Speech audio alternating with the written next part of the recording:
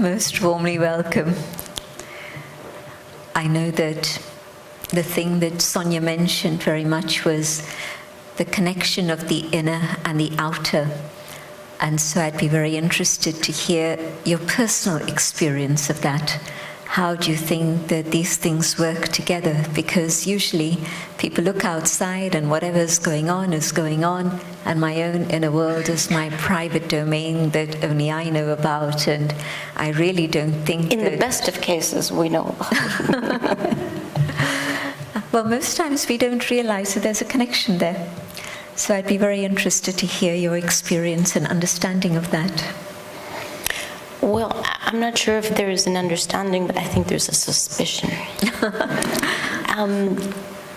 I have come to think about climate change as the best crisis that we've ever created. And created, I use very deliberately because it is of our own doing.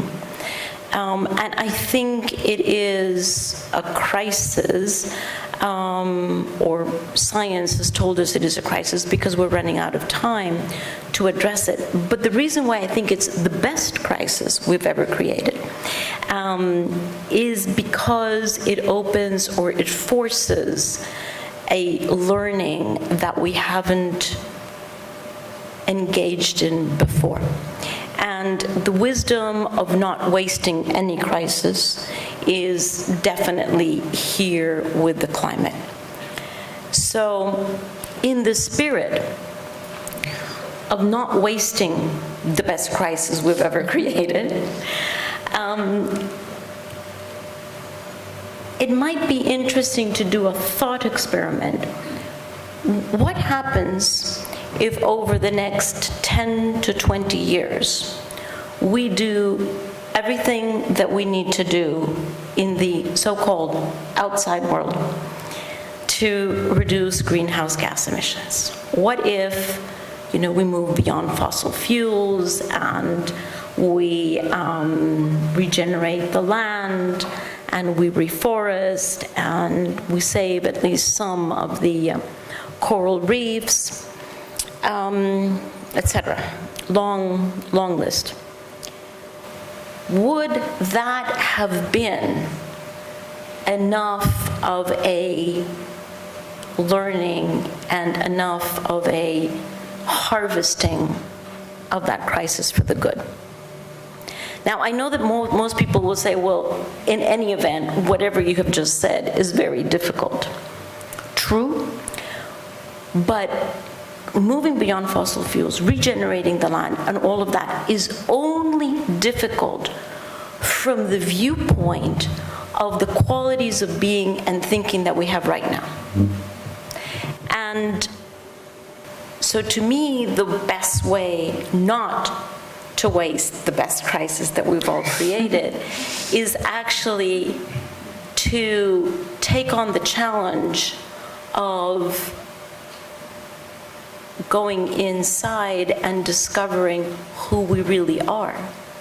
And how do we want to turn up in the world? How do we approach the crisis that we're in? Because was it not Einstein who said there's no point in attacking a problem from the same point of view or with the same stand that created the problem? So if we're only going to go and try to do in the outside world what we must, from the inner point of view that we have right now, we have actually wasted the crisis. Agree. We have wasted the crisis, because it does seem to me that the crisis now is so profound and so urgent and so all-encompassing that what it calls for is for a regeneration not only of the land and our energy system, etc., but a regeneration of who we truly are. And in as much as we get in touch with that and change our mental chip and change the heart chip and change the soul's chip with which we turn up in the world, well then, you know what? Then everything else in the outside world is going to be so much easier, because we have changed our attitude. We have changed the stance with which we approach all of that. So why waste the crisis? It's true that sometimes, just like when there's physical illness, the physical illness triggers off the opportunity to look inside and see what's going on. And maybe people haven't always made the connection of the psyche and the soma and don't understand in theory what psychosomatic illness is, but the soma is suffering, the body is suffering, and so it just gives you the space to look within.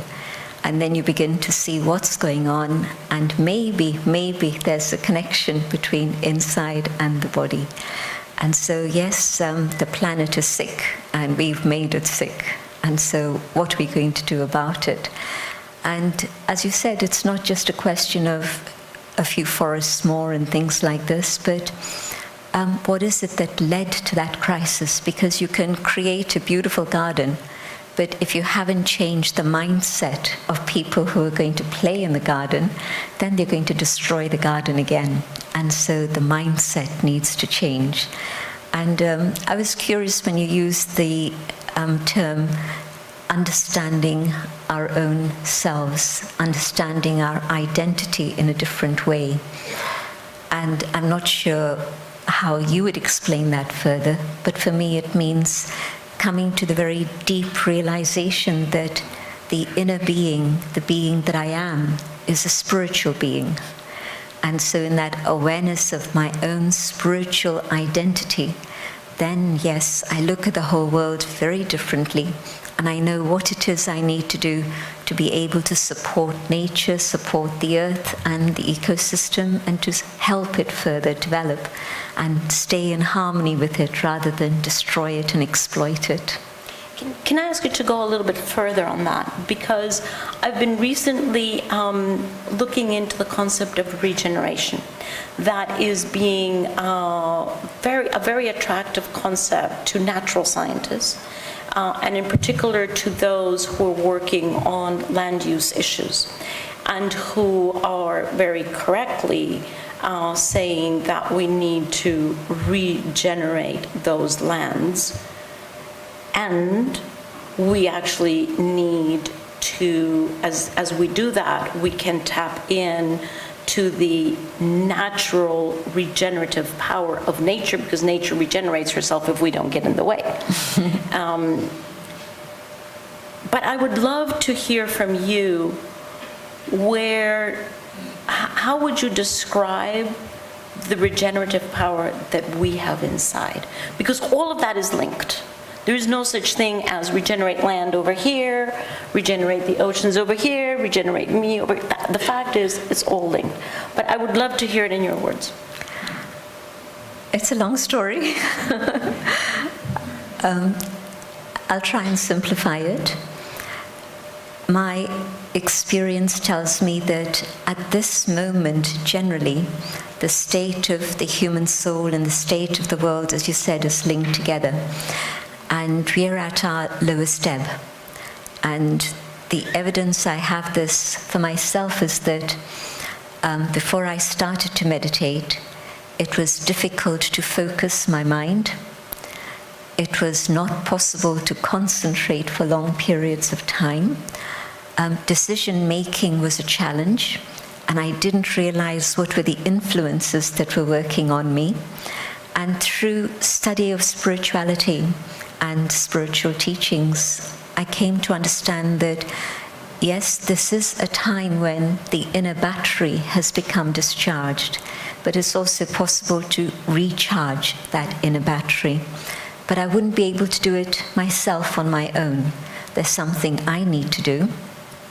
And the song was very apt, that I can't do it myself, but together we can do it. But also, not just you and me together. I deeply am aware that we need the help of the divine, the source. And it was interesting when I was sharing with you that concept of the point of light that we meditate on, and how the name that we use for that essence, that supreme being, the being of light, is the word Shiva. And the word Shiva has 3 translations. Firstly, it means the seed, the regeneration, the new beginning, the creation. And secondly, it also means the point, the source of all positive attributes. And thirdly, it means the benefactor, the one who's able to uplift.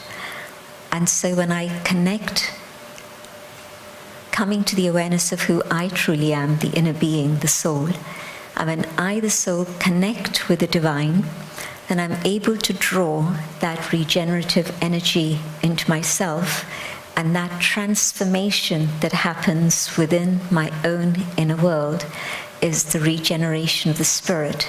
And that gives me a new vision, a new understanding, and a very different level of capacity to be able to do something for the world out there. And so my relationship with the world, with people, changes, but in particular also in this context, my relationship with the whole of the ecosystem changes.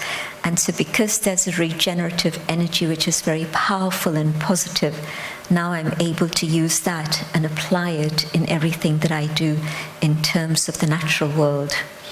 And so it's, yes, that awareness of I, the inner being, but also that connection with the divine that's able to bring about that energy within the self, and the recharging of the battery happens in this way. And I would say that's where you realize that all of this is interconnected. Absolutely. Right? Because otherwise we stay in the silos, and we curtail our potential to be able to lift, to be able to leaven the load. But it has to be quite intentional. It has to be quite intentional.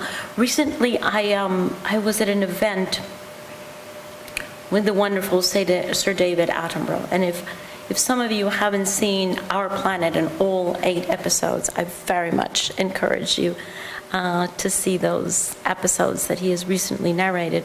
But I was at an event in which he was presenting them, and he made a statement that seared through my soul.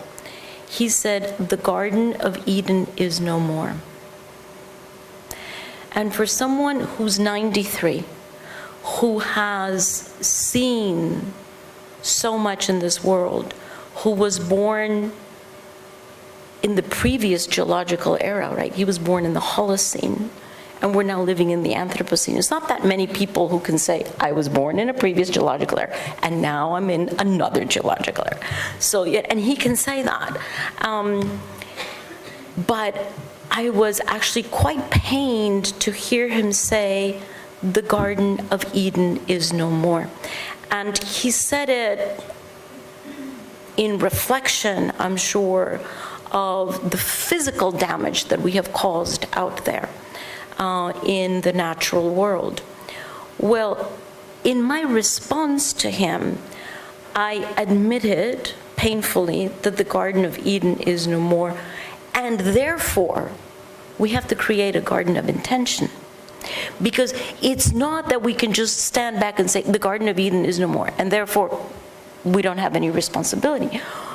If that is so, and it is so, and we see all the science on that, then there is a responsibility that we all have as sentient beings on this planet to then co-create together the next chapter of that garden.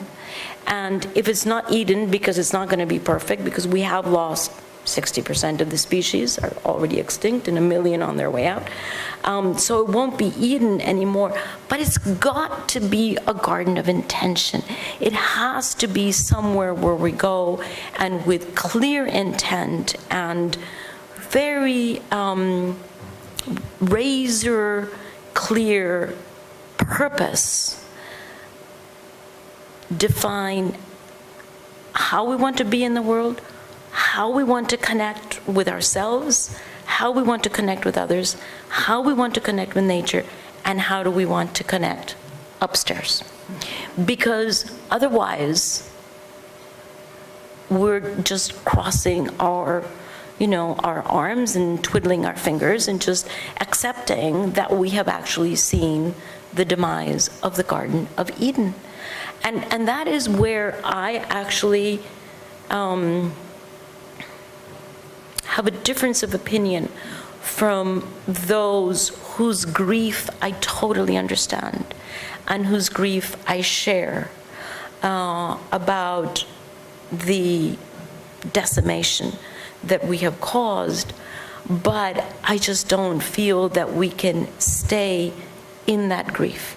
I think we have to honor that pain, honor that grief, and use it to fertilize, if you will, to fertilize a different attitude and a different engagement.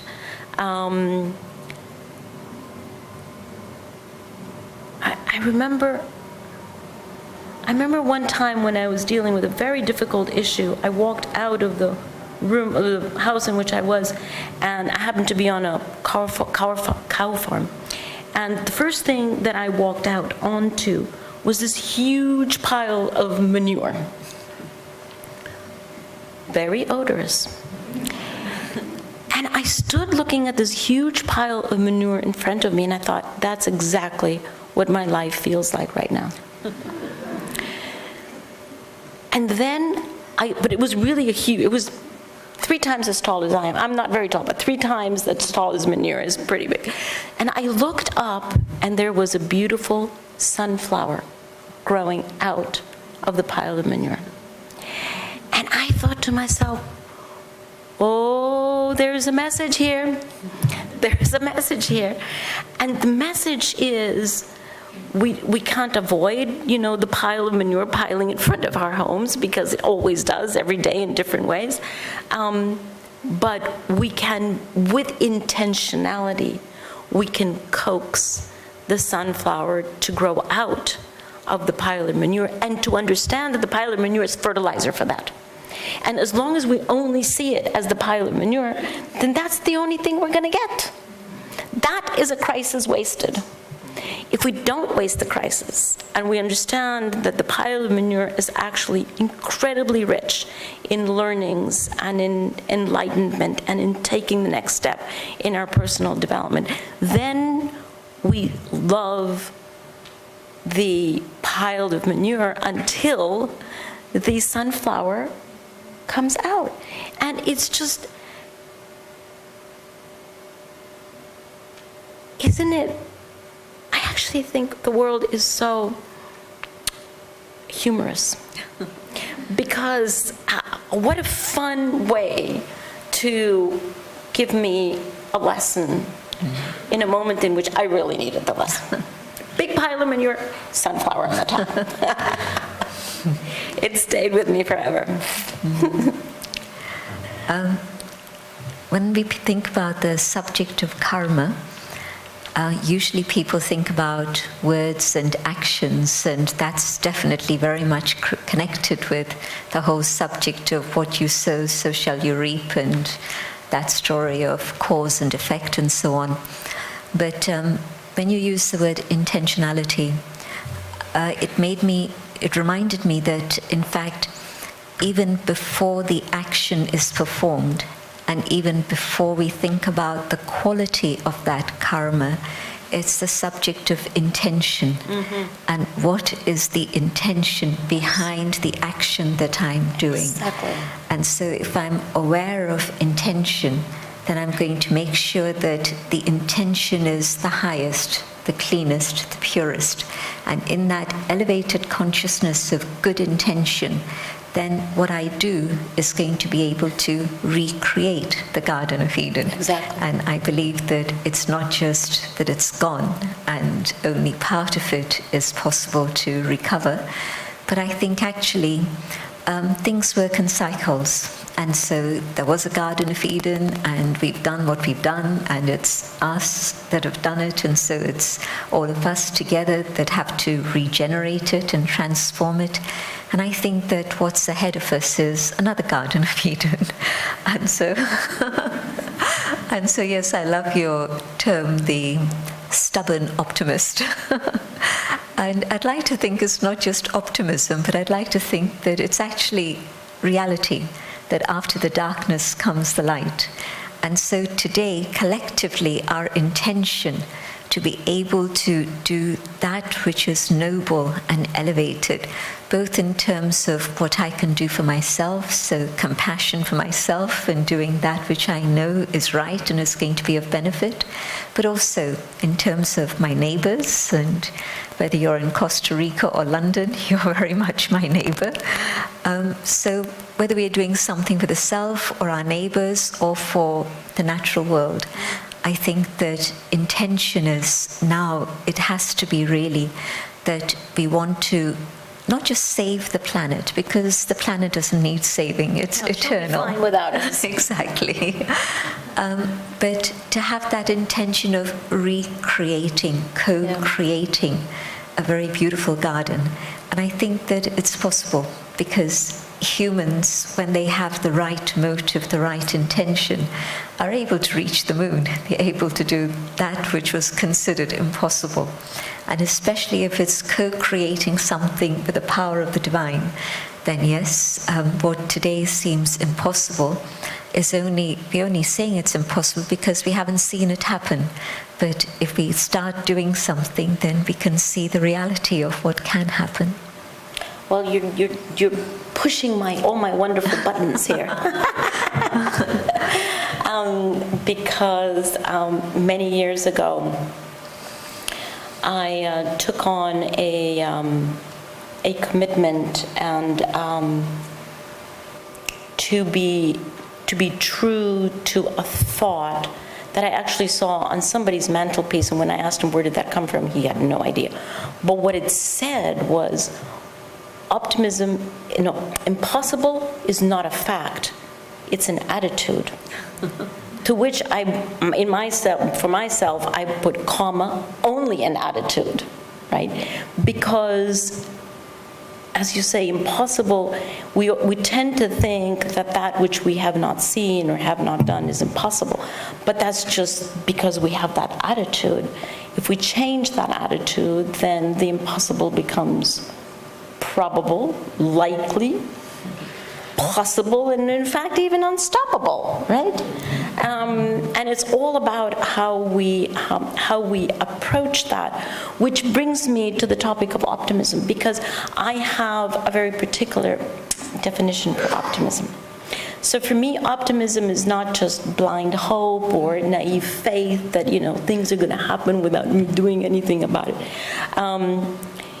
It's a very clear intent. So it takes us away from the action to the higher level or the anterior level of what is my intent here. And if we know that we have a huge challenge, but the intent is to reach or to create a different reality from the one that we're experiencing right now, then that to me is optimism, is the capacity to see beyond what is physically visible to us right now, to see beyond that, to know that there is another reality that we can definitely create, co-create, move toward with the help of others and the above captain in the boat up there, who all of us together can actually do something, create something that is different from what we're seeing now. And to have that conviction that that is entirely possible is, to me, optimism. So optimism to me is like, it's different than a celebration, right? We just had a wonderful dinner. Thank you very much for a wonderful dinner. And we celebrated with a wonderful cake. I'm sorry that you didn't share that. That's celebration. That is the end result of something that has been achieved, in this case, the fantastic product of the wonderful women in the kitchen. But that's not optimism. Optimism to me is not the result of having achieved something. It's actually the stance or the attitude, the conviction with which you approach, in particular, a tough challenge, such as climate change. In particular, something that you know is going to take quite a bit of effort and quite a few people to work on it, and that you know that you have to summon all the energy that there is in order to make that happen, but knowing that it is entirely possible to do that. And the reason why I call it stubborn optimism is A, because my family told me when I was 3 that I was stubborn, and I continue to wear that with pride, particularly because I have learned that if it's for the common good, we better be stubborn. Because there's no way that we can give up or give in to the barriers, the challenges, everything that we're going to have on our way to addressing climate change. We just have to be relentless about it. We have to say, okay, well, that door is closed, therefore, where are the windows? And which window are we going to go through? And if that window closes, then, it seems like there's a little crack in the ceiling. Let's try that one. You have to always move forward independently of what seems to be stopping you, and just be very stubborn about finding the next step forward, because there are some things that we cannot compromise on, and we cannot compromise on the quality of life of our descendants and of 7 generations down the line. That is something that we are not going to compromise on. For me, it would be the whole subject of spirituality, to be able to see beyond the limited, the reality that I'm seeing here, but to have that spiritual insight and being able to see what is possible and probable and out there. And so when I have that awareness, then what's going to happen is that I can see into the future, and it's not so far away, not so distant, but I can actually move towards it and make it a reality today. Mm-hmm. But it's the awareness of going beyond limited vision. And when I'm just in my physical state, the physical identity of this form, then I see time and distance and space, and everything is in this narrow box. Constrained. That's right. And it's only when I step into my own spiritual identity that I'm able to step outside this box, but also the box that other people have put me into. And then I see what is further ahead. And so spirituality is that unifying force that brings us together. Religion or traditions are whatever they are, but as we come to a spiritual consciousness together and we hold that vision of the new reality, then yes, together we can co-create that. And yes, absolutely, it happens through our vision, the intention, but also then through the change of attitude, and knowing that yes, that is humanly possible. It's not out of reach, it's not out of touch. We can do it together. And so I know that one of the things when interfaith discussions came into climate change and were more readily being accepted by everybody, because there was a time when they weren't being accepted, but that changed, and then people started to accept the interfaith input. And I remember the person who was the secretary of the World Council of Churches at that time. He stated that the purpose of our being here is to offer hope. And it brought a different energy into the discussions to talk about hope for the future. And so when you're very limited, then there's a beginning and end to this, and that's it. This finishes and you're done, no more. But in spiritual awareness, you know that there's something beyond, and the further 7th generation. And so when you have that vision, it takes you into a different dimension. And so this is why I think that if we're to move forward, then spirituality plays a fundamental role in being able to shift us from where we are today. And a lot of people are depressed and unhappy because they feel that we can't do anything more, and a lot of people are putting out that message. Because they're in that box. And so maybe part of our job is to help people come out of that box and come to a new spiritual awareness and understanding. You know, there's something something endearing about that. And the image that comes up for me is when, as an adult, you see a child crawling and then beginning to walk.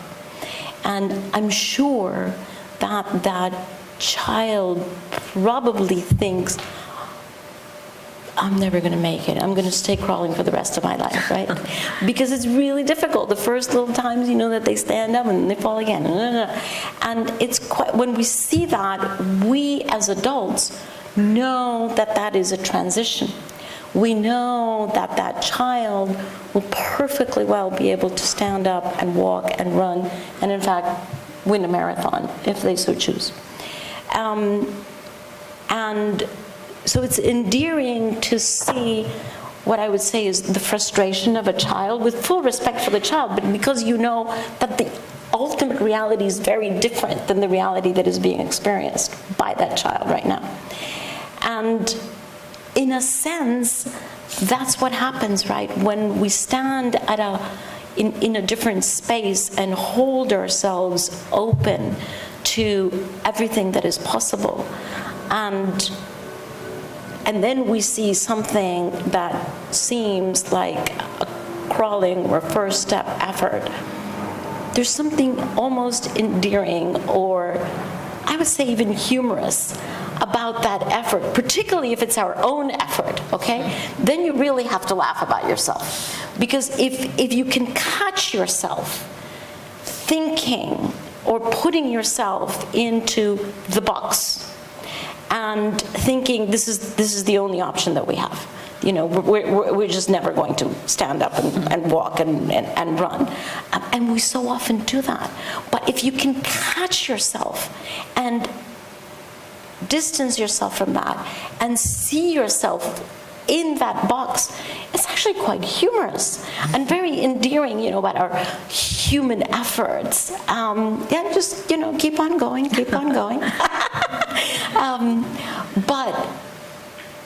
But in order to see the humor and the endearing about it, you have to stand outside the box. Otherwise, if you're in the box, then there's nothing fun about it. No. That's very frustrating. It's a struggle. So yes, I see a lot of people struggling. There's another word we use for this idea of stepping out of the box and being able to see the humor and the fun of it. And we call it the stage of being the observer. So on the one side, I'm the actor playing my role, and I don't realize that I'm actually also the scriptwriter of the role that I'm playing. And whatever script I write for myself, that's what's going to unfold in front of me.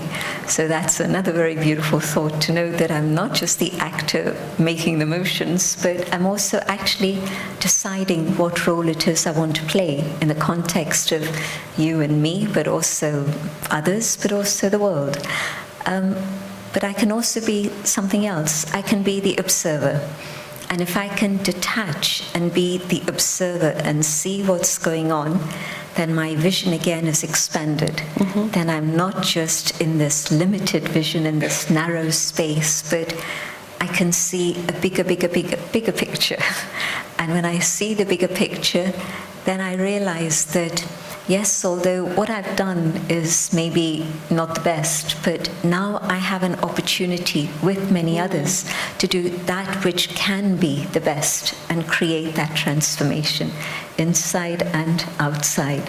And the other thing that witness stance or observer role does is it liberates me from putting myself in the victim role.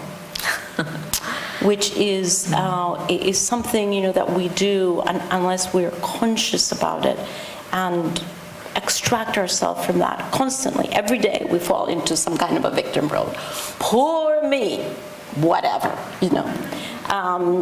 It's either about something inconsequential about, you know, our transport that day, or it's something very consequential about a broken marriage in my case.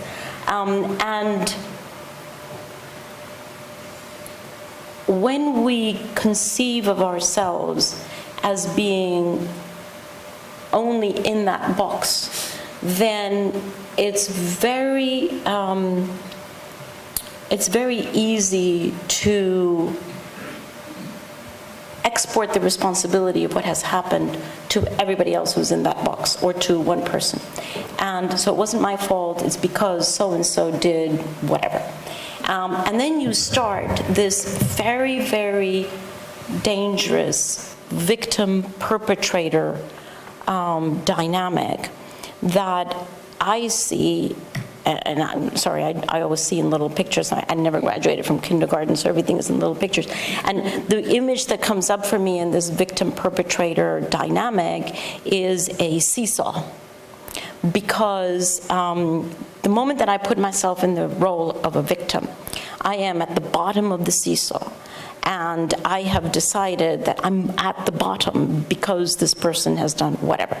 And if I then accuse that person of having done X, Y, Z, consciously or unconsciously, that person will not stay in the role of the perpetrator where I want to put her or him, but that person will turn around, defend themselves, and say, no, I did A because 2 days before you had done B. And all of a sudden the seesaw goes, right? And now the person that I had accused with my thinking or with my words or with my actions as being the perpetrator, now that person in self-defense, because who wants to be a perpetrator, has now accused me of being the perpetrator. And that person puts themselves into the victim role. And this goes on and on and on. And every time, I was recently in Israel and Palestine, and I mean, the victim-perpetrator dynamic in that region goes back thousands of years. And it's constantly like this. And you can see it in history, but you can also see it in our personal life. And we do that. We accuse somebody in thought or in words or whatever of being a perpetrator. That person defends themselves, and we do this constantly. And the only way, and there is no way to finally say, right, we now have the final decision. It is you who's the victim and you who's the perpetrator. That doesn't exist.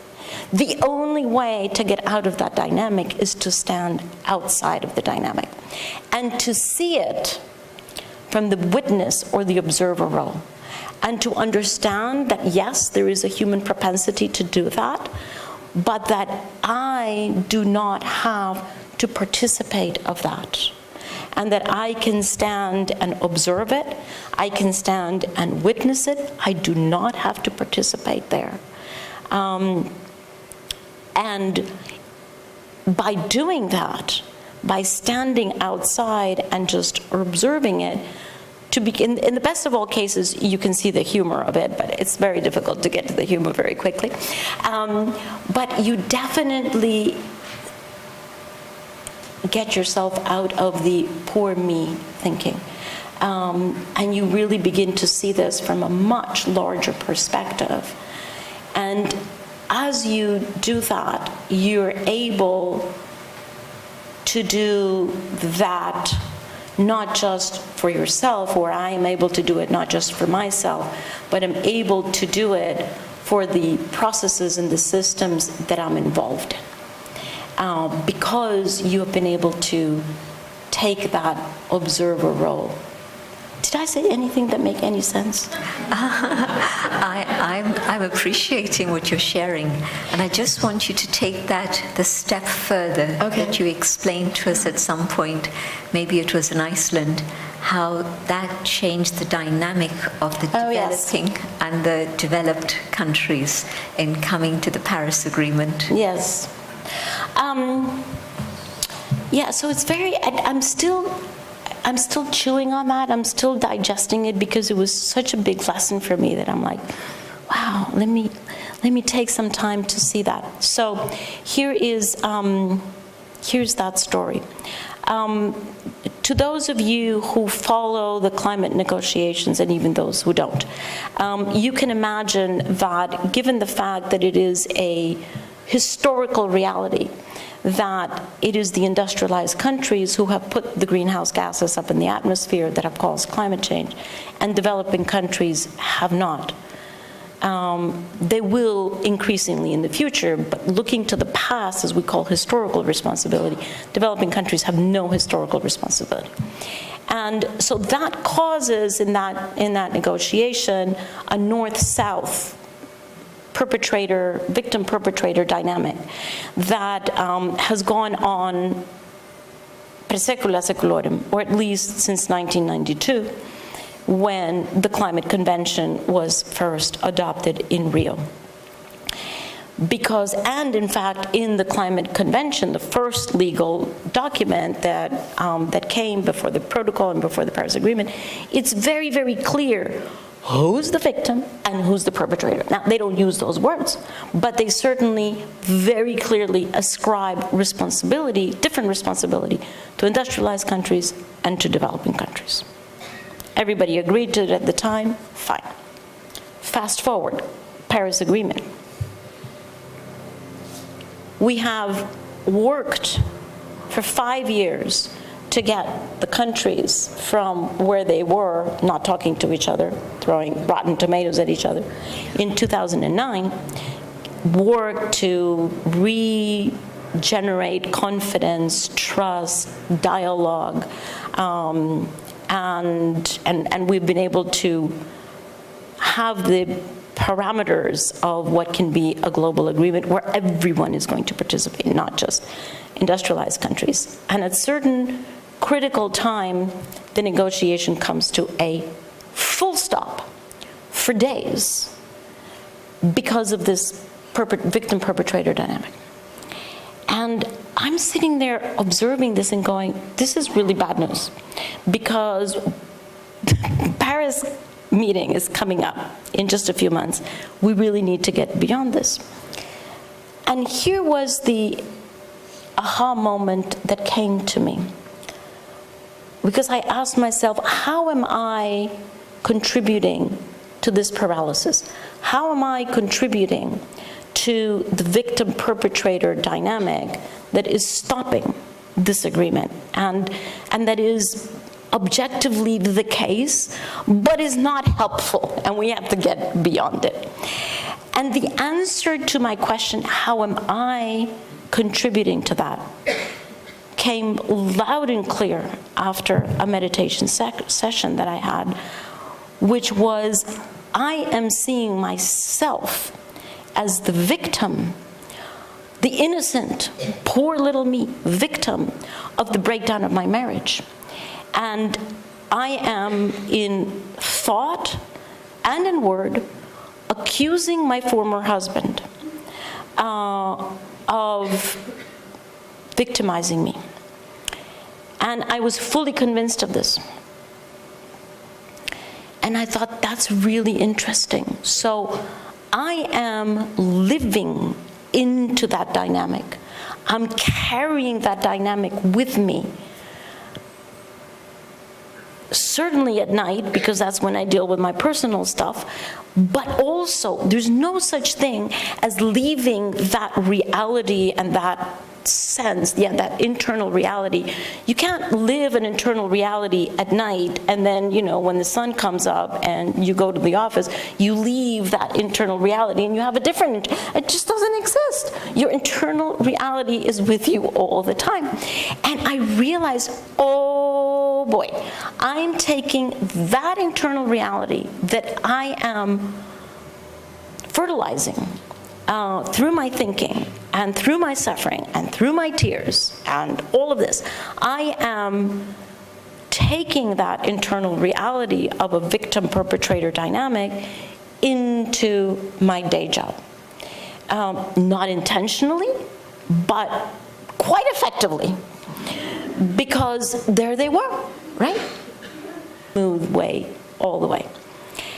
And I must admit, it wasn't, now I'm saying it as though it were easy, but it wasn't an easy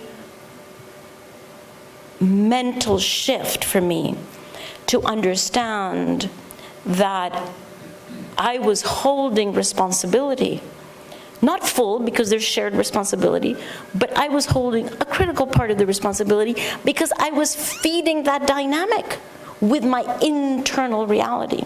Not that anybody knew about this. This was, like state secret. Nobody knew what was going on in my life. But my internal reality definitely knew, and there's someone up there that knows, and all of this was spilling over onto the negotiations. And so it took me a while to figure out, right, I have to take that observer stance. I have to, without denying everything that has happened, but my responsibility here is to extract myself from the victim role and accusing the other as being a perpetrator, who of course had accused me of being you can picture that. Extract myself from that and go into my observer role, my witness role, and see that that is, as I said before, a human propensity, but that it does not have to control me. And it does not have to decide and define what my today reality is. And certainly not what my future reality is. And in as much as I did that cleaning up job for myself, lo and behold, what do you think happened? There were fewer tomatoes being thrown. And over a space of time, we were able to re-engage in negotiations and find a legal text that is today in the Paris Agreement that actually is the political coming together of North and South around that particular issue. Well, what a learning for me. What a learning for me. Because we tend to think, and this is where we started this conversation, we tend to think that my inner reality is completely separate from the external, and that is not so. The fact is, this is a continuum, there is a thread, there is energy that is in constant cycling, outside, inside, and we are totally responsible for our inside energy. We're totally responsible for our thinking. We're totally responsible for our acting. We're totally responsible for anything that goes on inside. Don't start blaming your mom. That's, as my daughters would say, that's so 5 minutes ago. It's not your mother's fault. It's not your father's fault. It's not your husband. It's not your wife's fault. We assume that responsibility. I personally, in each of us, has to assume that responsibility to clean up the shop as much as possible so that you don't take your very heavy backpack, your personal backpack, and dump it onto whatever you're working on. It's just so irresponsible, right? It literally is like taking a backpack with all of my stuff, all my heavy rocks, and dumping it right there in the middle of the work that I'm doing. It's just very irresponsible. But not only is it irresponsible, it's counterproductive, because the moment that I see the relationship between what is going on out there and I can see and what is going on inside, then you see that you have a very powerful lever, and one that no one has any control over other than myself. And I can pull that lever, I can move that lever, and then I can stand back and trust that my lever that I have moved is actually going to move that. Thank you. That was brilliant. Can we take a moment to have some reflection before we move on to the next part of this event? Sit comfortably, preferably both feet on the ground, so that the body is balanced.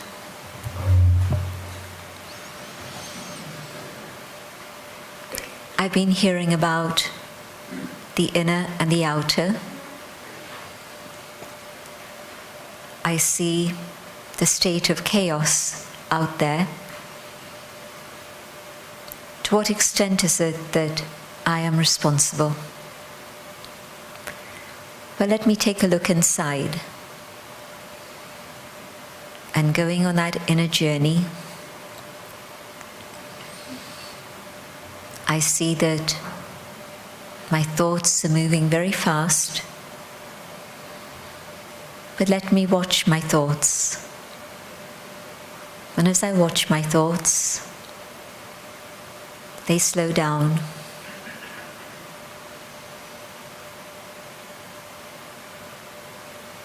Can I experiment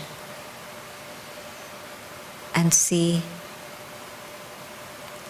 if I create a thought of peace, what is its impact?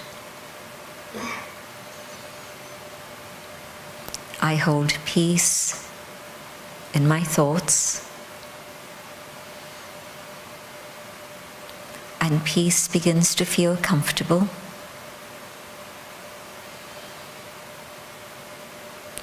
Peace feels natural.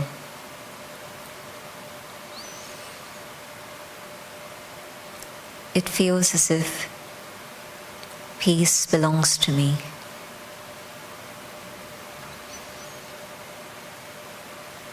And holding this thought,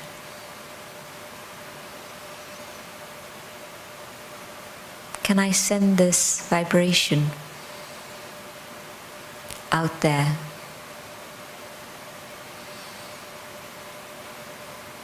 The thought of peace, shared first with my own ecosystem, this physical body of mine, and then further out, the thought of peace to my human family,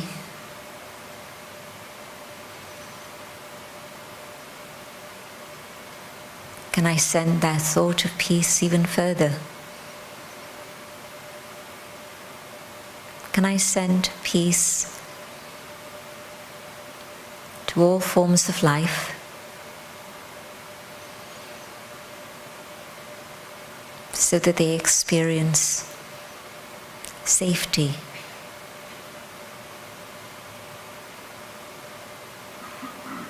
and peace out into nature itself, all the elements that make up the natural world,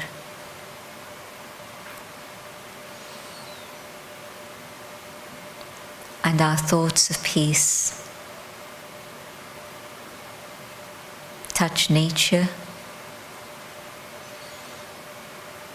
and remove the anger of nature.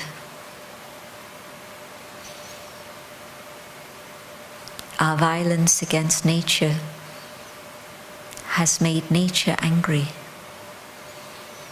But now we serve nature by sending out thoughts of peace. And nature responds. And nature begins to work in harmony with the human family.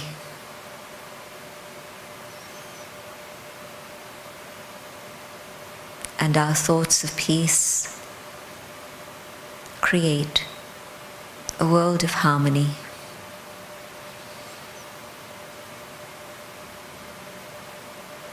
I in harmony with myself,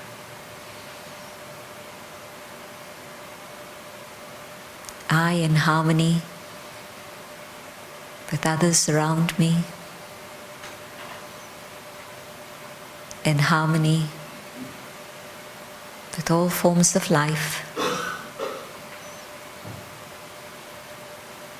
and the entire planet.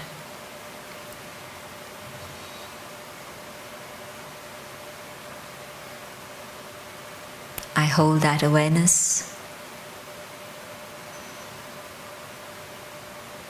and keep that inner state of peace, so that I move towards making that vision a reality.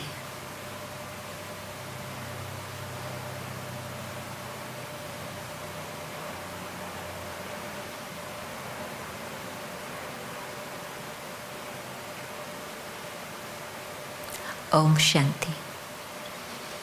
Thank you. I collected so many phrases and keywords that I haven't heard before. The wisdom of not wasting the best crisis we've had. The generative powers of the Supreme. And from the Garden of Eden to the Garden of Intention.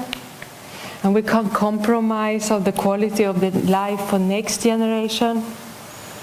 To create the future we want, to bring the humorous aspect. But also this very powerful last story about how inner change in the outer side. And I was thinking how nice if all of us would give one personal story on this, like Christiana did. What a powerful collection of stories that would be. So we open now up for questions, and there's microphones here available. So I hope you have some questions, and we can have a 20 minutes, half an hour dialogue together with you and Christiana and Sister Jayanti. So if you have a question, you indicate, and we get a microphone. We start here, yes, and then it's your time, yeah. Thank you. Wow, thank you for that. It was really inspiring, and I actually wanted to share my own story quickly and then ask a question. So I worked in banking for many years here in London, and then about a year ago started a sabbatical. So I decided that I needed to take time away. And one of the things that I did was spend several months traveling around Patagonia, which is one of the wildest places left on the planet. And for me, it was so far out of my box, right? Out of career expectations, personal, family, societal, etc.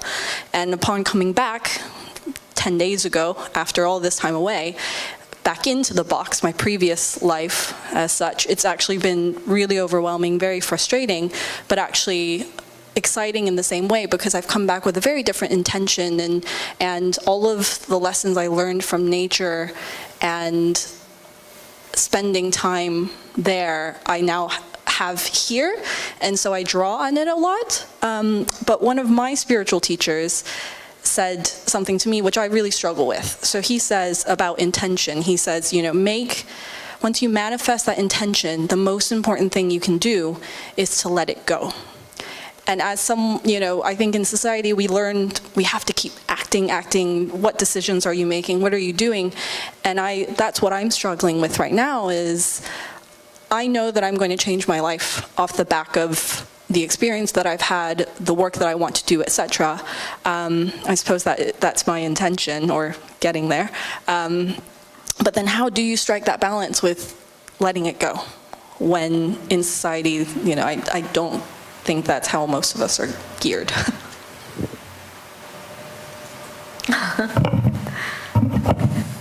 You have a wise teacher.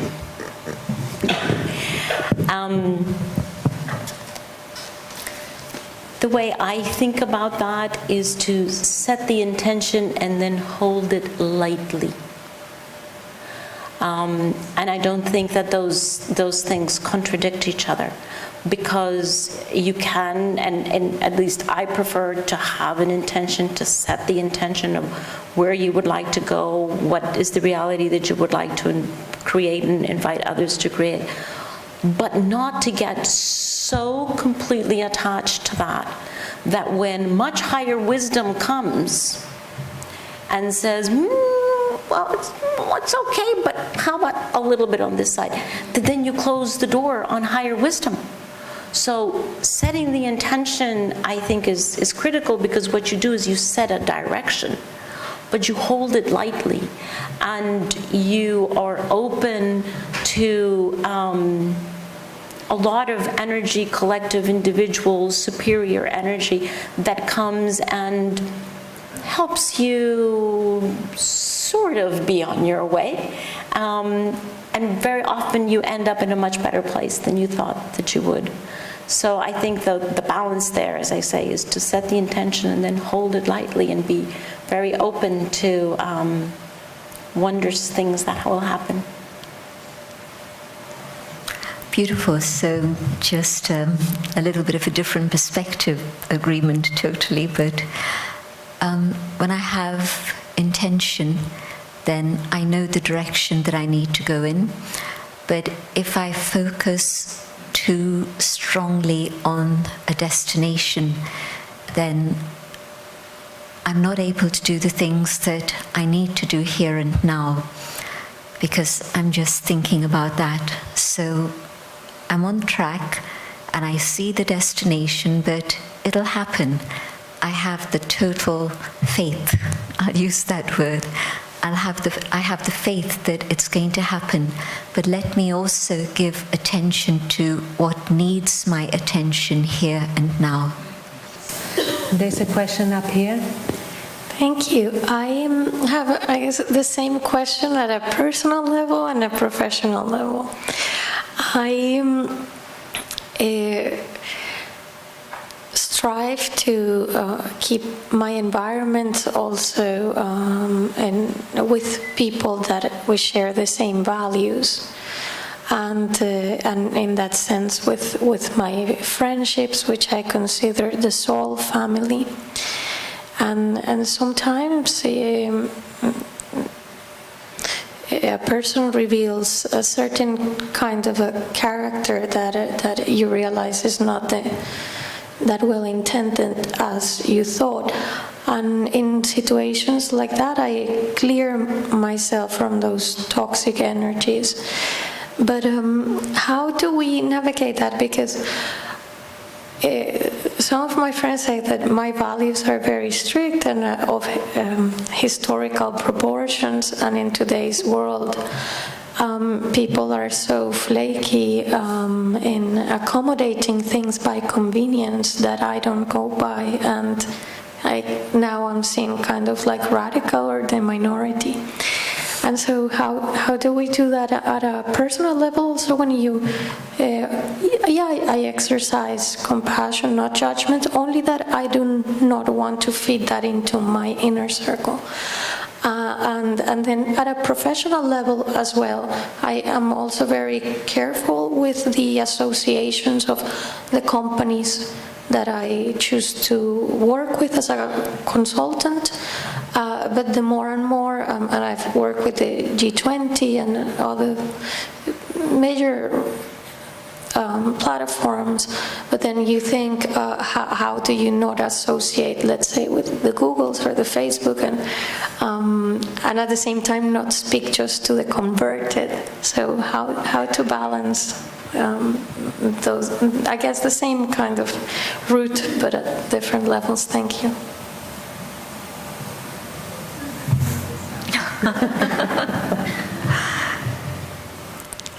In terms of my personal life, I do have to be very careful. What is it that I'm exposing myself to? And if it's relationships that are toxic, that are not useful at this moment, again, it's intention. If I have that intention of moving away from those circumstances, drama will take me in a different direction to the other, and I'll be able to protect myself. I think, again, it's intention that has to be very, very clear. And in terms of professional life, I think, again, if really my commitment is to my own inner core values, and I hold those dear, then I'm not going to allow myself to be compromised either for the sake of more money or a higher position or a higher role, because I know that that's still very, very limited, and my vision is now focused on something else. And so I think it's clarity and understanding what my own core values are and whether I want to hold on to those. Let me perhaps compliment by saying, you're not going to be surprised by this. The image that comes up for me, is a series of concentric circles. Because I don't think the question that you're asking is an either or black and white question, because there is no such thing as either or black and white. Everything is much more tones of. And the reason why I think of concentric circles is because if you are aware that you're standing in the middle of all of these concentric circles, and the closest circle around you is the one that you really want to both protect and nourish. I'm going to use the word ferociously, but I don't mean it in a negative sense. I mean it in a positive sense. And you want to make sure that the energies that you have there, both yours and those that are in that space, are very much energies that are contributing to the same good. But as you go out and out to further concentric circles, that is where, not out of a compromising stand, but out of a compassionate stand, which you used, you can't expect or judge everyone in all of those concentric circles to have the same ferocious protection that you do in the center one. And that's where you can begin to place your, companies or your friends. Are they in the center, or are they maybe in circle number 3? It doesn't mean that you don't talk to them ever again, but it just means that you have a little bit more of a guarded distance. And you don't want to throw them completely out of your life, because there's a reason why they're there. They're probably there so that you can learn something. Everybody that we have something negative about is a teacher. And so you don't want to throw them out of your life because you've lost the lesson. Don't lose the lesson, right? Find out what the lesson is. But that person doesn't have to be within your tightest circle. So I think that flexibility allows you to protect yourself and nourish those around you, while learning and loving from others that are a little bit farther away. Thank you. Thank you very much. There's a question here. Andrew Stone. I've lived my life, always I have this thing that, but what happens if it doesn't happen? So I go in optimistically, but I always have a plan if it doesn't happen. I think that here with the Brahma Kumaris, there's something really important and vital. I've been to many conferences. I was in Iceland. I've spoken in the House of Lords about trying to stop the climate. And I'm optimistic that we might, but we might not. And I think that most people think that what will happen is, oh my goodness, in one day there'll be this huge tsunami and everyone will be dead. No. You know that it's going to take 10, 15 years for there to be drought, floods, famine, immigration. And I think that we should be thinking about, my goodness, if this is going to happen, how are we going to behave? And when I think of most nations and most organizations, they're going to think, oh, we better get to a high mountain, get a load of potatoes and canned goods, get a big gun, and make sure we survive. And that would be a terrible way of going for the human race.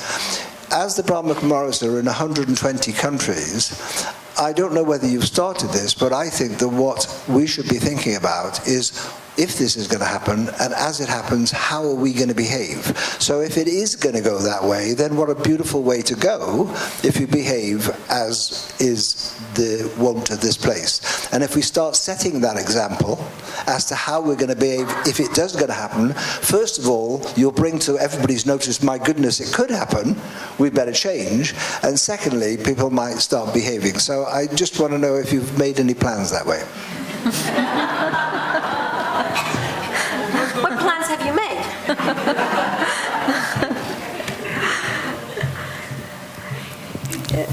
The plan is, how can I maintain stability and have resilience? How can I develop my capacity to be able to have greater tolerance? Can I simplify my needs so that really I'm not dependent on luxury, material comfort, and all the external things that we have at the moment?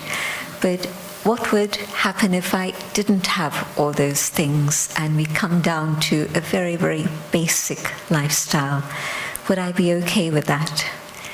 can I maintain an inner state in which I'm fearless and I don't have anxiety and worry about the future, but I'm able again to see that yes, the right thing is going to happen if I have the right intention and attitude. And so it's the inner preparation more than, yes, a sack of potatoes and a gallon of water. And yes, if I do have a sack of potatoes and I've got lots of neighbors around, I have to have a big heart and an open heart and share that with all my neighbors, because it'll be a community that works together and lives together. It's not an individual. And so, yes, that inner preparation is something which is a daily rehearsal. Can I maintain that inner peace and calm and all the other things that I've spoken about? I love that, and I would say it's the inner preparation for success, not for failure. Because if we prepare inside, but we're thinking I'm only going to be successful inside, outside there's going to be a failure. There's a contradiction there. We've already established, right, this evening that there's no division, true division between what we experience inside and what we manifest outside. And so we cannot fall into the simplistic thinking that I'm going to prepare myself internally for failure externally. No, I'm going to prepare myself internally because that internal preparation is going to be the leaven that is needed for the outside success. Otherwise there is, what is that, what do psychologists call when people have two different personalities? Yeah, but more than that. What is it? Split. Schizophrenia. Otherwise, it's a schizophrenic position, right? I'm going to prepare myself internally, as Sister has said, but I'm preparing for the disaster outside. No. This is the whole point. The whole point of not wasting the crisis is to prepare and transform ourselves internally so that we can transform the outside. Thank you very much. Do we have... we have so many questions here. Somebody here. Quick questions. Then we take 3 quick questions, okay? They're all quick? Yes, very quick. Thank you for having us here today. If you're walking home from work every day and you see the same tramp and you want to give them a cup of tea or coffee or something to eat, but they ask for money, this one always gets me. What's the right thing to do? Should we take £20 and say here? Or should we not, because it might encourage some other kind of trade? It always gets me. Can you help me here? I know the power of intention is good. I know what's inside my heart. But help me out. What's the right thing to do? Either of you. Thank you. A long time ago, I realized in India that external and internal might be very different in these situations. And in India, at that time, I was seeing a lot of begging. I hadn't seen anything like that here, and it was a shock. And then I realized through various situations that giving money would perhaps encourage habits that were not so conducive to well-being, and it wasn't a good idea. Give as much food as you wish to, as much food as they would like to have, even take away for any family they might have, but not money. It can have the wrong impact. Thank you. Another quick one. I also have a quick one, actually. How does this work? Oh, sorry. This would be a question for Christiana Figueres primarily, but not excluding others either. I understand as a former executive secretary of the United Nations Climate Convention, you must have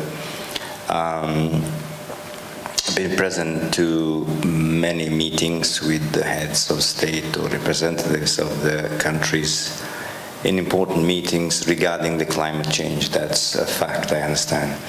But my question is, which is the most efficient way to achieve, how to say that, beneficial results to reverse the climate change? Is it through the governments, through the establishments, or directly connecting to people?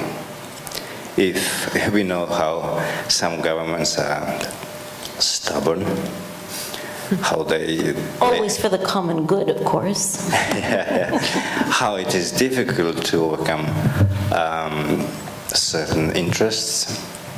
And the majority of people, I believe, are in favor of doing something. It's just that they don't know how to approach it. Thank you.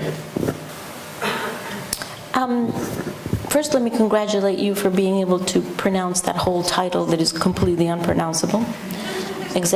Former Executive Secretary of the United Nations Framework Convention on Climate Change. Nobody can do that. So congratulations for that. You know, it just occurred to me as you were posing your question, it just occurred to me that what we did in order to bring countries around the table in a harmonious fashion is yet another expression of the conversation that we've been having here, which is alignment. Because if we were to bring this conversation about inner and outer onto one concept, we would say the inner reality is aligned with the outside reality, right? And the more carefully thought out and intentional the inner reality is, the more powerful you are out there because they are aligned. Well, interestingly enough, that is exactly the logic, although I hadn't made this relationship here, but it's exactly the logic that we used to bring countries around, where we said, let's align your interests. Let us understand, or let me understand, what is your national interest, your national vision, your national aspirations for sustainable development. Let's understand that, and then let's align that little national need with the global need. And it was that sweet spot of where each country could see that they were going to be able to provide a better quality of life for their own citizens, while those same measures contributed to the global need. And that is the sweet spot that you want to pursue, because you cannot convince anyone, a president, father of a family, no one, you can't convince them to do something that they deem to be against their interest. It's just very difficult or impossible to do. If I'm going to tell you to do something that is against your interest, you probably will walk away. Well, but if I sit down and I talk to you and I say, tell me what you want. What do you really want to do over the next 1, 2, 3, 4, 5, 10 years? Where do you really want to go? Where are your interests? And then I bridge that and I say, well, those interests are aligned with the common good in the following way. Now I've enrolled you. And now you're actually willing to contribute to the global effort out of your own self-enlightened interests. And so that was the logic that we used to bring everyone around. Thank you very much. And the time is moving very fast, so I think we close the session here. And thank you for very good questions, and I'm sure you're taking a lot with you home tonight. And we will actually finish with another meditation and another piece of music. So both of you please stay here, and Jill will come and play for us. And then we have some final thank you and announcements. Yes.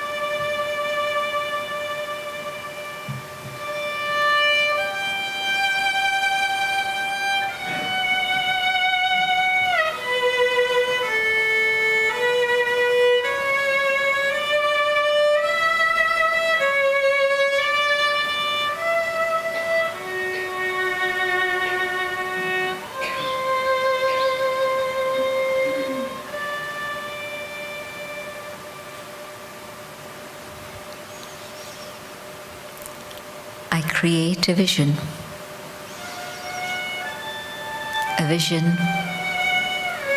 of a world of truth, love, justice, and joy. A world in which every being, human and others, are safe, secure, and have a life of freedom, a life of love, a life of beauty.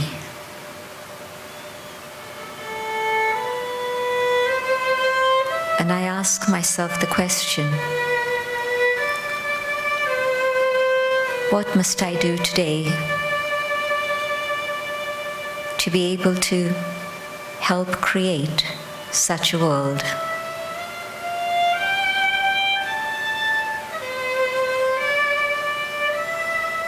And I understand deeply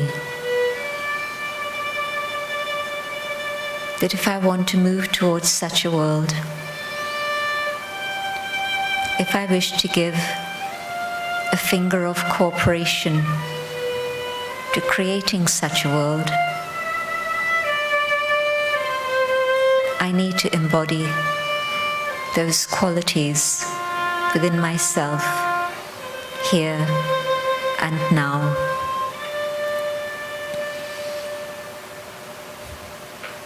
And in the midst of the darkness that exists today, I hold the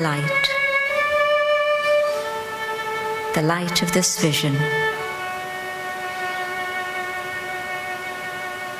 And as I move towards that vision, in terms of my own personal transformation, so that I ensure that I follow the path of truth,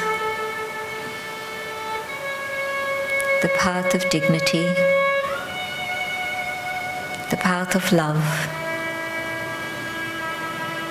care, compassion, and cooperation.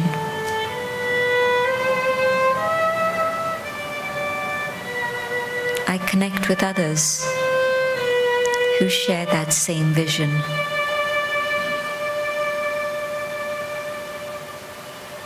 And with help from above,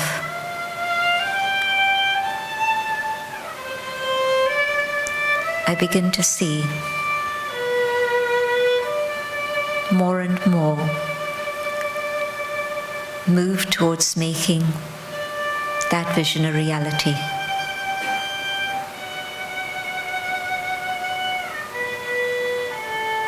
And that vision is no longer a dream, but our actions today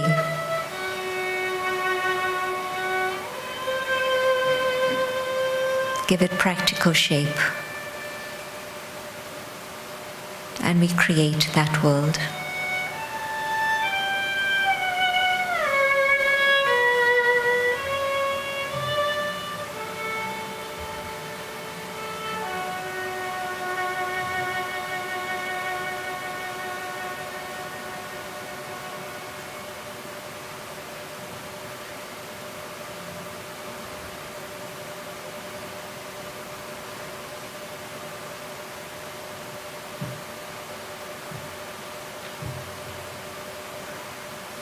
Om Shanti.